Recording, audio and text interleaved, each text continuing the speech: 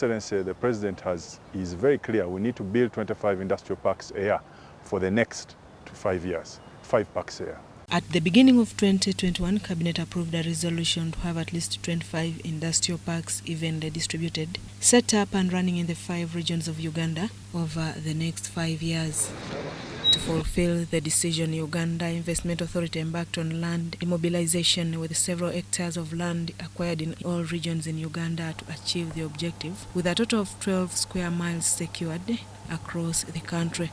So we are in a situation of opportunity where market is no longer going to be a problem as long as we have these industrial parks, we have the infrastructure, and we have the skilled young people. 511 were acquired in Nebi district, 515 in Madiokolo, 1,244 in Yumbe, 500 acres in Padeo, 200 acres in Dokolo, 115 in Oyam, 300 in Lira, 25 acres in Imbarara, 128 in Isinjiro, 6 acres in Kabale, 203 in Rukunjiri, 620 in Chisoro, 502 in Kabarole, 640 in Nakasongola, 636 in Kamuli, and 500 acres in Soroti. We identified the land in Iganga district for industrial park.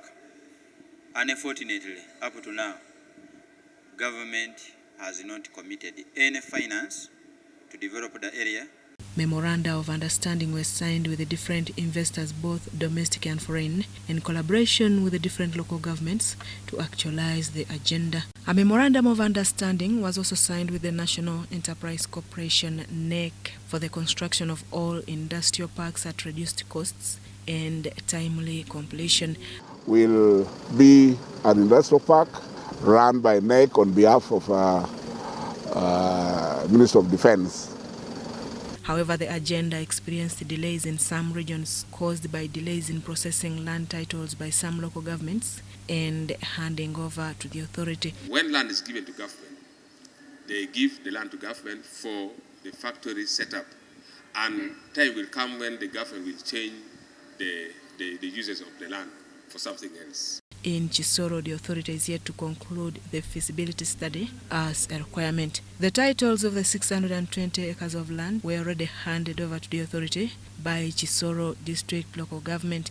620 acres right at the border of Congo, Rwanda. Very strategic. And the district has decided to give that for industrialization, give that for industrial park development. Accordingly, allocation of land to investors is primarily determined by the presence of raw materials and cheap labor rather than government influence. Any prudent investor will just think of the market. And any investor always, it's about numbers. So, is the investor targeting Kampala? When you talk of timber, when you talk of minerals, when you talk of the potential agriculture. However, a section of members of parliament from West Nile and Acholi sub-region have reservations on the alleged handpicking of investors that has allegedly slowed down the actualization of the setup of industries in the gazetted industrial parks to address the unemployment problem. What we see is instead handpicked investors being taken to particular regions. There is no proper framework in ensuring that there is fair and equitable investments all over the country. My people of Madiokoro, they have a problem. And I think I can go and look for a solution to solve the problem. But to reach that level, and there is a chance, it is possible, kisoboka. The MPs hold the view that action must be taken towards implementation of government programs geared towards poverty alleviation. We thank government for this initiative of industrialization where we are having regional industrial parks. But the percentage of those unemployed likely to get employment opportunities, even in the industrial parks, is still low. The return on our investment as government is creating high-quality jobs to our citizens. Offering of incentives to investors in form of tax holidays to a larger extent has demotivated local investors who claimed to be ignored. Imagining the focus that Investment Authority was putting on foreign investors or with minimal attention to the local investors.